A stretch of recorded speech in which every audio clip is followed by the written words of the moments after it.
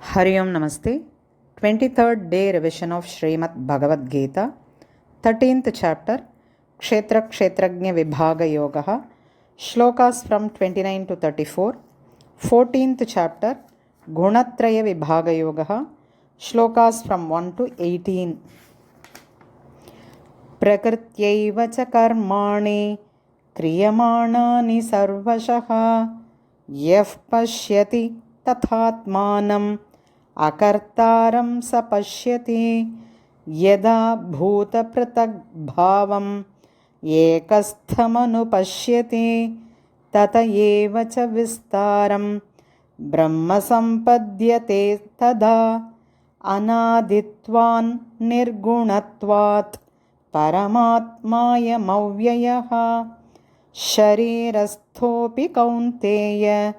न करोति न लिप्यते यथा सर्वगतं सौक्ष्म्याद् आकाशं नोपलिप्यते सर्वत्रावस्थितो देहे तथात्मानोपलिप्यते यथा प्रकाशयत्येकः कृत्स्नं लोकमिमं रविः क्षेत्रं क्षेत्री तथा कृत्स्नं प्रकाशयति भारत क्षेत्रक्षेत्रज्ञयोरेवम् अन्तरं ज्ञानचक्षुषा भूतप्रकृतिमोक्षञ्च ये विदुर्यान्ति ते परम्। ॐ तत्सदिति श्रीमद्भगवद्गीतासु उपनिषत्सु ब्रह्मविद्यायां योगशास्त्रे श्रीकृष्णार्जुनसंवादे क्षेत्रक्षेत्रज्ञविभागयोगो नाम त्रयोदशोऽध्यायः। ॐ श्रीपरमात्मने नमः। अथ गुणत्रयविभागयोगो नाम चतुर्दशोऽध्यायः। श्रीभगवानुवाच परं भूयः प्रवक्ष्यामि ज्ञानानां ज्ञानमुत्तमं यज्ञात्वा मुनयः सर्वे परां सिद्धिमितो गताः इदं ज्ञानमुपाश्रित्य मम साधर्म्यमागताः सर्गेऽपि नोपजायन्ते प्रलयेन व्यथन्ति च मम योनिर्महद्ब्रह्म तस्मिन् गर्भं दधाम्यहं सम्भवः सर्वभूतानां ततो भवति भारत सर्वयोनिषु कौन्तेय मूर्तयः सम्भवन्ति याः तासां ब्रह्म महद्योनिः अहं बीजप्रदः पिता सत्वं रजस्तम इति गुणाः प्रकृतिसम्भवाः निबध्नन्ति महाबाहो देहे देहिनमव्ययम् तत्र सत्वं निर्मलत्वात् प्रकाशकमनामयं सुखसङ्गेन बध्नाति ज्ञानसङ्गेन चानघ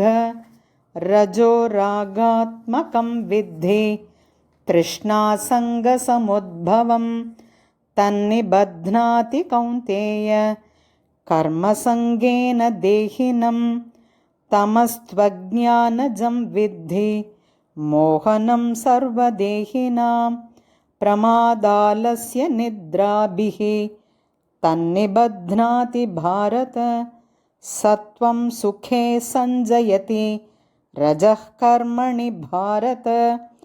ज्ञानमावृत्य तु तमः प्रमादे संजयत्युत रजस्तमश्चाभिभूय सत्वं भवति भारत रजः सत्वं तमश्चैव तमः सत्वं रजस्तथा सर्वद्वारेषु देहेऽस्मिन् प्रकाश उपजायते ज्ञानै यदा तदा विद्याद् विवृद्धं सत्वमित्युत लोभः प्रवृत्तिरारम्भः कर्मणामशमस्पृहा रजस्येतानि जायन्ते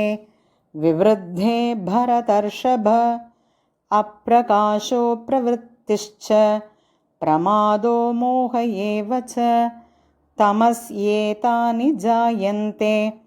विवृद्धे कुरु नन्दन यदा सत्त्वे प्रवृद्धे तु प्रलयं याति देहभृत् तदोत्तमविदां लोकान् अमलान् प्रतिपद्यते रजसि प्रलयं गत्वा कर्मसङ्गिषु जायते तथा प्रलीनस्तमसि मूढयोनिषु जायते कर्मणः सुकृतस्याहुः सात्विकं निर्मलं फलं रजसस्तु फलं दुःखम् अज्ञानं तमसः फलं सत्त्वात् सञ्जायते ज्ञानं रजसो लोभ एव च प्रमादमोहौ तमसः